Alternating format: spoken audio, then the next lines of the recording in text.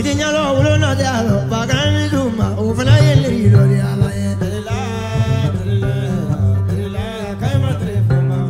Amuna ge ulo na dari, awakune lale, negana neri na boye bagana. Amuna ge ulo badari, abudenge negana neri boye bagana.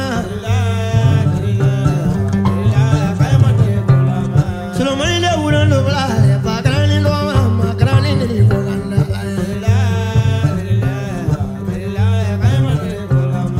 Amuna wakile ge ro, digila saya mayima, negana neri na boye bagana.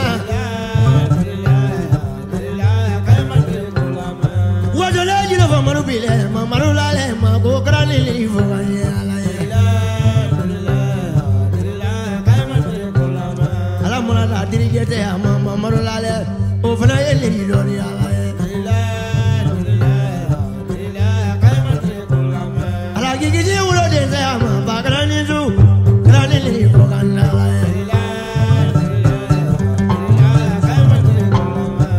Komanderi be dole ma bagrani ula ma go grani neri boganda bagraya. Alamuna da gramo de ama bo jod malale, le kana neri nya boye.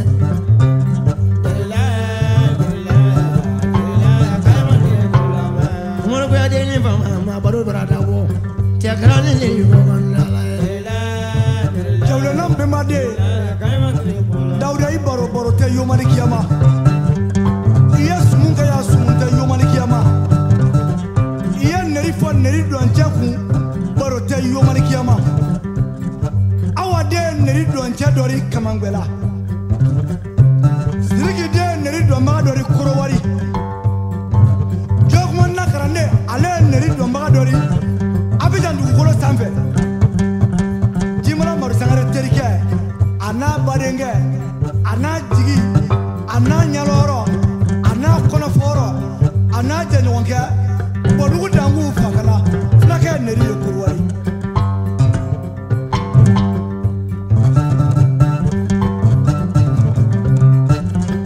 Ne ka kɔnɔ kan bɔra masirade Daouda Wassolo Daouda wulila la janjomba lango. Fɛn tɛ fɔla mɔgɔ ko k'i ye saramari, a tɛ fɔla mɔgɔ ko k'i ka di diɲɛ ye, a tɛ fɔla mɔgɔ ko k'a ye teri f'i k'a dɔn ko kɛ ni bi tɛ janjon tɛ to f'i kun f'i k'i gɔ i kɛ buru kɔnɔntɔn kunna k'i t'i bi a tannan kan ka cɛya dɔ ko kɛ ka cɛya dɔ kan fɔ janjon tɛ fɔla mɔgɔ ye f'i k'i gɔ su dɔ kunna ka taa bi su dɔ kan ka wuli su dɔ di ni bi tɛ janjon tɛ fɔli kun fo denkɛ cɛ kɔnɔ dɔ ka faga cɛ wɛrɛ la k'a bulu la ja a tannan na i ka sɔrɔ ka janjon dɔ i selen mugutigi ma dɛ janjon dɔ fulakɛ i selen nɛgɛtigi ma dɛ janjon dɔ fulakɛ awa den ni siriki den Alhaji Faganda Sidibé i bɛ badenkɛ Faganda Sidibé bɔdugu danko nunnu na mo i kana mɔkɛ ka janjon nin fɔ a kun a taalen yomani kɛ ma se k'a janjon kelen ka ban.